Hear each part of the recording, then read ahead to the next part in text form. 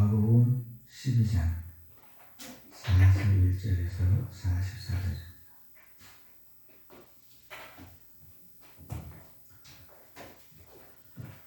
마가복음 12장 41절에서 44절.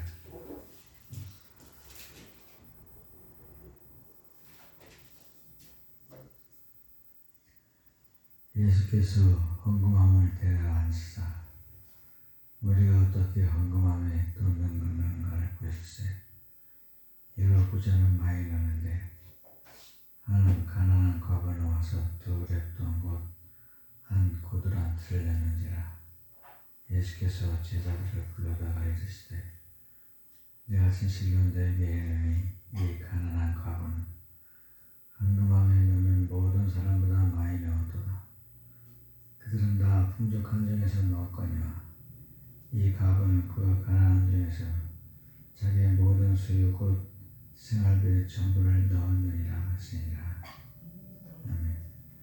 이 말씀으로 오늘 모든 것을 헤아리시는 하나님, 이런 제목으로 은혜를 나누고자 합니다.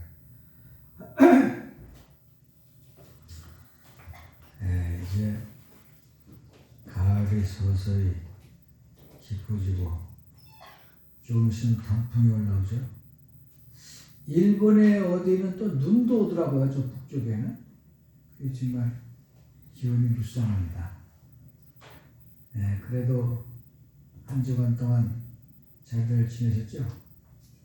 저도 한 주일 동안 은혜 가운데서 잘 먹고 잘 살았습니다. 그 금식 가운데 주스 금식이라는 게 있더라고요. 금식은 대개 음식을 안 먹고 물만 마시고 하는 게 금식이죠. 물을 안 마시면, 물도 안 마시면 3일 만에 다 죽습니다. 근데 물을 마시면 뭐 많이 하는 사람은 40일도 하나 봐요. 나는 뭐 40일은커녕 4일도 못하고 많이 해야 난 3일인데, 어떤 분이 간증하는데 미국의 대학교 총장님이 주스 금식을 했는데 주스만 먹고 금식을 했대요. 그래서 나도 토마토 주스 사다 놓고 포도 주스 사다 놓고 또 망고 주스 사다 놓고 금식을 했습니다. 밥 대신 주스를 먹었어요. 24시간 동안 하는데 망고 주스 먹을 땐 배가 고파요. 토마토 주스 먹으면 배가 든든해서 밥 먹는 것 같아요. 그리고 포도 주스를 마시면 소화가 아주 잘 됩니다. 그래서 세 가지를 다 마시는데 하루 하고 나니까 주스 세 병이 거의 다 끝났습니다. 그래서 포도 주스하고 망고 주스는 거의 다 먹고 토마토 주스는 그게 배가 불러서 좀 남겼어요. 근데 그렇게 하는 금식도 상당히 의미가 있어요. 왜냐하면 금식하는 동안에 성경을 많이 보고 또 기도하고 하나님께 이렇게 물어보는 그런 시간을 가지니까 마음의 평안이 오고, 금식할 때 너무 힘들어요. 상에 있는 돼지고기도 주워 먹고 싶고 고구마 아삭아삭하는 것도 먹고 싶고 건빵도 먹고 싶고 우리 집사람이 계란 후라이를 해놓으면 먹고 싶고 또 거기 있는 뭐든지 다 주워 먹고 싶은 욕심이 자꾸 생깁니다. 그래도 참고 24시간을 지났어요. 그래서 토요일날 아침에 9시부터 해서 금요일날 아침 9시부터 해서 토요일날 아침 9시에 먹었습니다. 그 흰죽을 아침에 내가 끓여서 먹고 점심 때는 김치 낙지죽을 사서 그 본죽에 가니까 김치 낙지죽이 있는데 정말 맛있더라고요. 근데 내가 평소에는 가서 한 그릇을 뚝딱 해치우지만 그걸 집에다 포장해 오면 3번 먹습니다. 나눠서 먹고 절반 먹고 이렇게 먹는데 정말 그 싸움소 투구 할 적에 소가 기운이 없으면 낙지를 먹이면 기운이 난다고 그런 것처럼 김치 낙지를 먹고 얼마나 기운이 나는지 금식하고 나서는 아주 펄펄 날렸잖아. 그래서 다 감사하고, 아무튼 금식을 하러 하니까 문제가 다 해결되고 하나님께서 갈 길을 밝게 부어주신 줄로 믿습니다. 그래서 우리가 참 금식할 때 성경을 보니까 또 남다르더라고요. 남달라. 그래서 제가 구약을 많이 읽었습니다. 근데 구약은 1600년간 썼어요. 구약을 1600년간 쓰고 예수님이 오시기 전부터 써서 모세가 기록을 했고 양이 많습니다. 신약은 한 50년간 썼어요. 그래서 예수님이 33년에 승천하신 이후에 제자들이 신약 성경을 쓰기 시작해서 마지막 요한계시록이 사도 요한의 반모섬에서 AD 80년에 마지막으로 쓴 걸로 이렇게 알려져 있습니다. 그래서 신약은 50년 정도 기간 동안에 썼습니다. 그리고 구약은 920페이지가 넘어요. 그렇게 그 양이 많고 등장인물도 많고 사건도 많고 사연도 많고 그렇습니다. 근데 신약은 260장이에요. 260장이고 등장인물도 예수님과 사도들의 중심입니다. 그런데 제가 전공을 구약을 했잖아요. 호세아서. 그래서 구약 성경을 나는 늘 읽습니다. 잠언, 전도서, 이사야서, 에레미야서, 에스겔, 다니엘, 호세아, 요엘. 그런데 구약을 읽으면은 마음에 근심이 많이 일어나. 구약에. 왜? 구약에는 하나님의 재앙과 저주가 가득합니다. 구약을 한마디로 말하면 뭡니까? 율법이죠. 율법을 한마디로 또 줄이면 뭡니까? 십계명이죠. 하나님께서 창조하시고 이스라엘 민족을 이끌어내시고 십계명을 주셨어요. 그게 출애굽기입니다. 그리고 레위기에는 하나님께 드리는 제사의 과정이 있고 민수기와 신명기는 그 십계명이 다시 설명되는 거예요. 모세가 설명합니다. 자, 여러분들이 광야에서 40년을 살았지만 신발이나 의복이 해지거나 틀어진 거 있느냐? 하나님이 이렇게 인도하시고 만나로 인도하시고 매출하기로 인도하셨는데 너희가 배고픈 적이 있었느냐? 그러니까 하나님의 율법을 지켜라. 그렇게 당부하고 모세가 신명기를 마칩니다. 그러나 이스라엘 사람들은 가나안 땅에 들어가서 가나안 사람들의 종교에 참여를 하고 그 사람들의 신에게 절하고 그 사람들이 차려놓은 음식을 먹었습니다. 우상 제물을 먹고 우상에게 절하는 것이 10계명에 몇 계명을 범하는 것입니까? 1, 2, 3계명 다 범하는 거예요. 1, 2, 3계명. 그래서 하나님께서 진노하셔서 이스라엘에게 벌을 내리시고 블레셋 사람이나 그 이웃 사람들이 쳐들어와서 이스라엘 사람들을 찔리고 빼앗아가고 그랬습니다. 그래서 신명기 28장에 보면은 축복이 있는데 축복은 약 14절밖에 안 됩니다. 근데 나머지 28절이 뭐냐? 저주예요. 너희가 하나님의 말씀을 듣고 읽고 지키면 너희가 들어가는 땅에서 장수하게 될 것이요. 외적들이 너희들을 쳐들어오지 못할 것이요. 너희가 지은 집에서 너희가 살 것이요. 너희가 지은 농사 지은 포도를 너희가 먹을 것이며 너희가 가정에서 오손도손 아이들을 키울 것이다. 그러나 너희가 하나님을 버리고 이방신에게 절하고 그러면 어떤 재앙이 내리느냐? 너희들의 나라에 다른 나라가 쳐들어와서 너희들이 지은 집을 빼앗아서 그 사람들이 살 것이요. 너희들이 지은 포도 농사를 그 사람들이 다 먹을 것이며 그리고 너희들의 산에 불을 지르고 집을 무너뜨리고 남편을 잡아가고 아내를 잡아가고 애들을 포로로 잡아갈 것이다. 이게 신명기의 내용입니다. 그리고 너희들이 점쟁이를 찾아가서 점치는 사람은 미치리라 그랬어요. 미치리라. 사는 게 미치는 것 같이 살 것이다. 너희가 하나님을 떠나가면 하늘이 노쇠같이 너희들을 누르는데 이 말을 들 수가 없을 정도로 머리가 무겁고 두통에 시달리고 아침에 일어나면 언제 밤이 될까? 밤이 되면 언제 아침이 될까? 아주 괴로운 날이 계속될 것이다. 이게 창세기, 출애굽기, 레위기, 민수기, 신명기 뿐만 아니라 여호수아, 사사기, 룻기, 사무엘, 삼상하 뭐 그 이후로 대선지, 소선지 할 것 없이 전부 그런 얘기입니다. 끝까지 그런 얘기예요.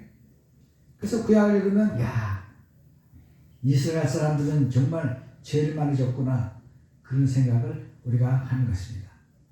그런데 율법의 기능이 바로 그런 것입니다. 율법은 우리의 죄를 드러내는 것이죠. 우리가 얼마나 죄가 많은가를 이스라엘 사람들을 통해서 우리가 아는 거예요. 아, 저 사람들이 하나님을 떠나더니 포로로 끌려갔다가 다시 돌아왔구나. 그래도 하나님 축복하였구나. 그게 구약의 내용입니다. 그래서 포로로 돌아오면서 구약의 내용이 끝나요. 그런데 신약을 읽으면 참 놀라운 일이 많습니다. 첫째, 임마누엘의 사건이 많이 일어나요. 임마누엘은 뭐냐? 하나님이 우리와 함께 계시다 그런 뜻이에요. 그래서 요세푸스라는 사람도 예수님에 대해서 쓰기를 그 사람은 기독교인이 아닙니다. 유대인 학자인데 그 사람이 쓰기를 예수님은 하나님의 아들 같은 분이었다 그랬어요. 그래서 예수님께서 오셔서 하신 말씀이 무엇이냐? 회개하라 천국이 가까웠다 그랬어요. 그래서 이스라엘 사람들이 다 예수님께 가서 말씀을 듣고 그리고 회개하고 또 세례를 받았습니다. 그런데 예수님이 오신 다음에 세상이 어떻게 변했냐면은 천국이 온 것처럼 변했어요. 예수님께서 세례를 받으실 적에 하늘에서 소리가 나서 가로되 하나님이 말씀하시기를 너희는 저의 말을 들으라 이는 내가 기뻐하는 자요 내 사랑하는 아들이다 그랬어요. 그리고 예수님께서 금식하시는데 40일 동안 금식하실 적에 천사들이 와서 수종을 드렸습니다.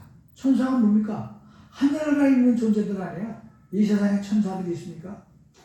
물론 우리들을 시중 두는 천사들도 있어요.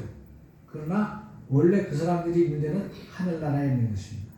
그 사람들이 예수님께 시중을 들었고 예수께서는 모든 문제의 해답이었습니다. 너희가 하나님을 떠나면 너희들은 병에 들 것이야. 구약에 그런 기록이 있다면 신약에는 예수님께서는 모든 병을 다 고쳐주셨습니다. 하나님께서 오셔서 고쳐주신 것처럼 수고하고 무거운 짐진 자들아 다 내게로 오라. 그리고 말씀하신 것처럼 모든 병을 다 고쳐주셨어요. 구약의 저주가 다 물러갔습니다. 이것이 바로 하나님의 그의 백성들에게 빛을 비춰주시고 축복하시고 인도하시는 거예요. 정신병이 든 사람에게 귀신을 쫓아내주시고 중풍병자의 팔다리가 멀쩡하게 고쳐주시고 장님이 눈뜨게 하고 귀머리가 들리게 하고 벙어리가 말하게 하고 안순매이가 일어나고 죽은 사람도 일어나는 이런 기적이 일어났습니다. 이것은 하나님이 아니면 할 수가 없습니다. 그래서 눈을 뜬 그 소경이 말하기를 창세로부터 내가 소경이 눈을 떴다고 하는 사실을 내가 들어본 적이 없는데 이분이야말로 하나님께로부터 오지 않았으면 이런 기적을 할 수가 없었을 것이다 그렇게 고백을 했어요. 그래서 하나님 우리와 함께 계시는 이 내용이 신약이에요.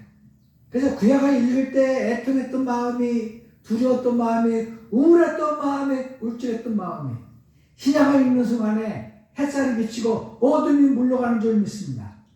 너무 감사한 거예요. 예수님께서 병을 다 고쳐주시고 죽은 사람도 살려주시고 모든 걸 다 하시는 거예요. 너무 감사합니다. 그리고 본문에 보니까 예수께서 헌금함에 대하여 앉으사 무리가 어떻게 헌금 안에 넣는가를 보실새 여러 부자는 많이 넣는다 그랬어요. 한 가난한 과부는 와서 두 우렸돈 곧 한 고두란 틀을 넣는지라 그러니까 부자는 돈을 많이 냈습니다. 한 1억쯤 냈나 봐요. 1억. 우리 교회에서 누가 1억 낸다 그러면 다음 주에 그 사람 오면 다들 나가서 마중하고 손잡고 칭찬을 입에 부르고 할 거예요.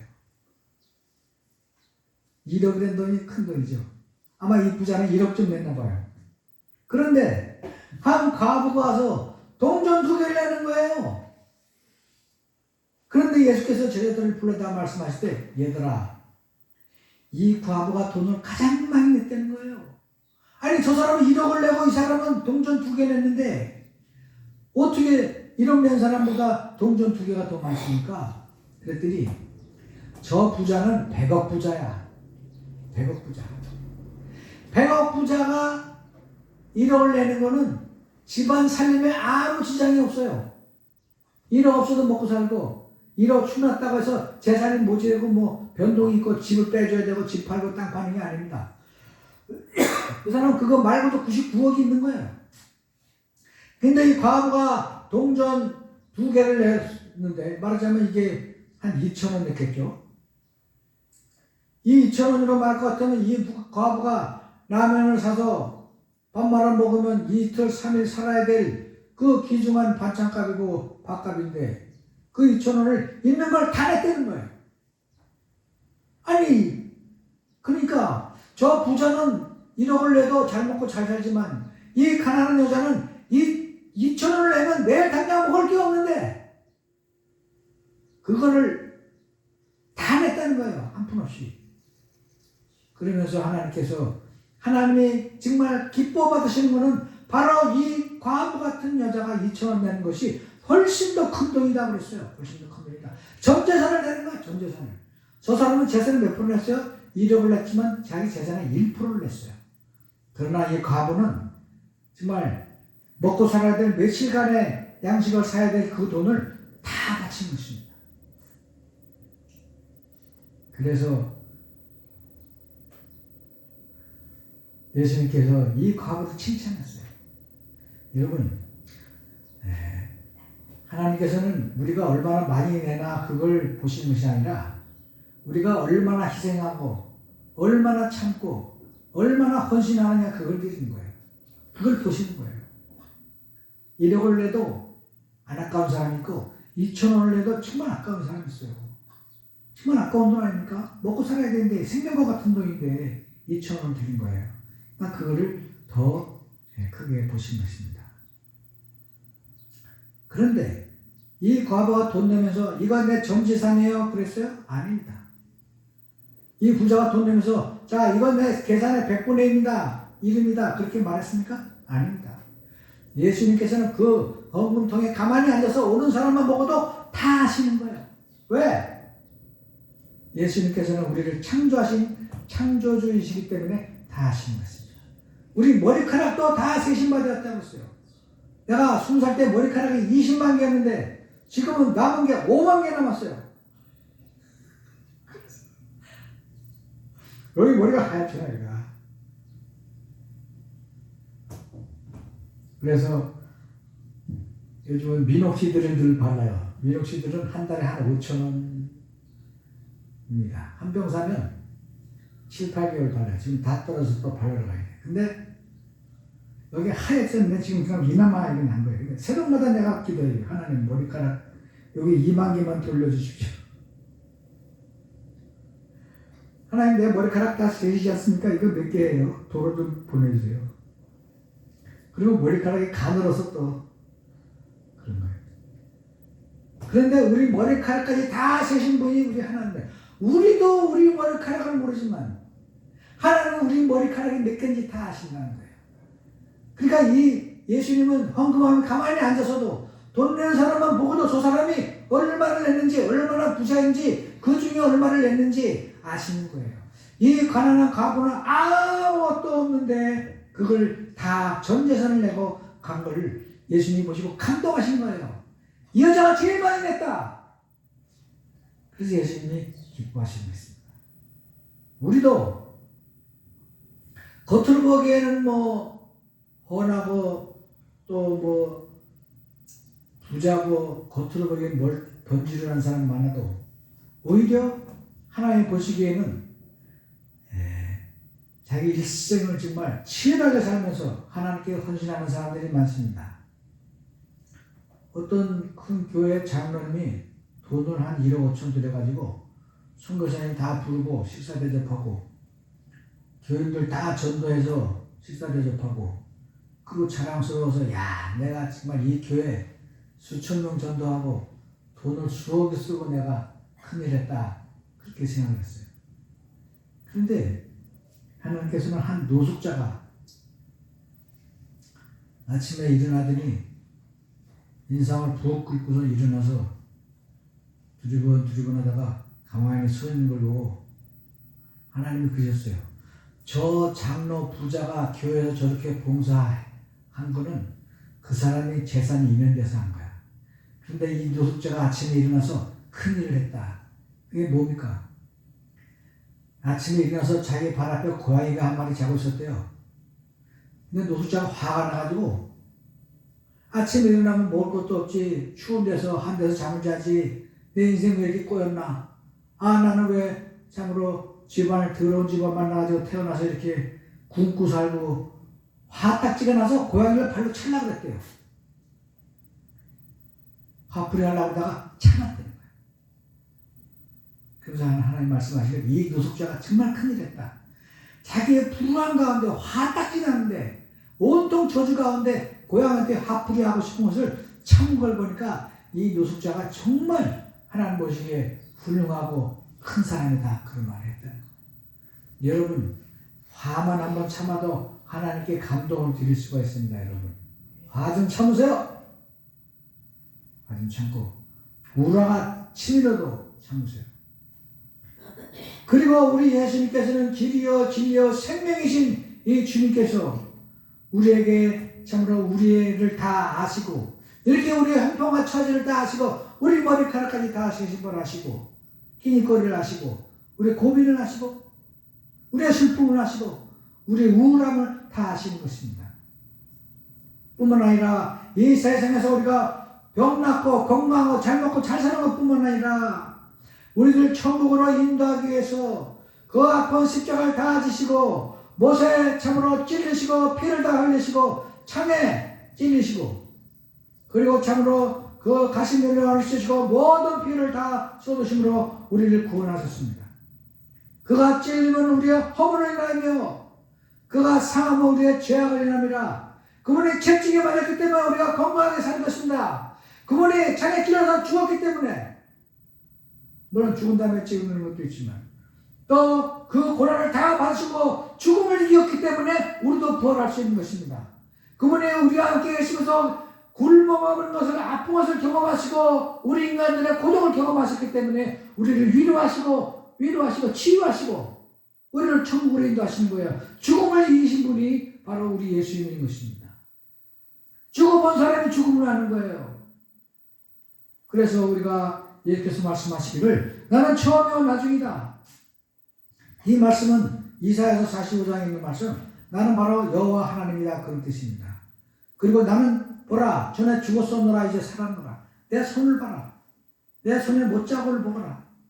그전에 내가 십자가 달려 죽었었지만 이제 너희들을 구원하기 위해서 내가 살아났노라 이렇게 말씀하였습니다.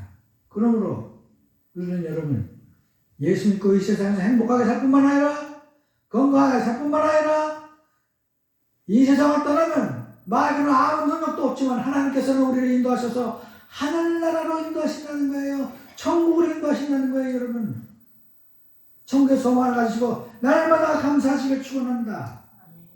그래서 기적을 만드세요. 홍해를 가르시고 참으로 하나님과 동행하시는 임마누엘의 삶을 사시길 축원합니다. 우리 머리털을 털을 다 세신 하나님께서 우리를 축복하시고 모든 걸 다 해야 되시는 하나님께 맡기세요. 하나님께 다 맡기세요. 풀리지 않은 인생을 다 하나님께 맡기세요. 어차피 우리가 해도 안 풀립니다. 하나님께 다 맡기면 기적이 일어나게 될 줄로 믿습니다. 기도하겠습니다. 고마우신 하나님 오늘도 우리에게 삶의 방편을 허락하시고 기쁨과 행복을 허락하시고 축복하시는 데 감사합니다. 우리의 마음을 하시고 우리 머리털까지 다 세심받으신 하나님께서 우리의 청으로 심중 가운데 말씀하시오니 우리가 날마다 하나님께 모든 걸 다 아뢰서 하나님께 기도하고 하나님께 응답받고 홍해를 가르는 하나님의 군사들 되게 하시기를 예수 그리스도 이름으로 기도합니다.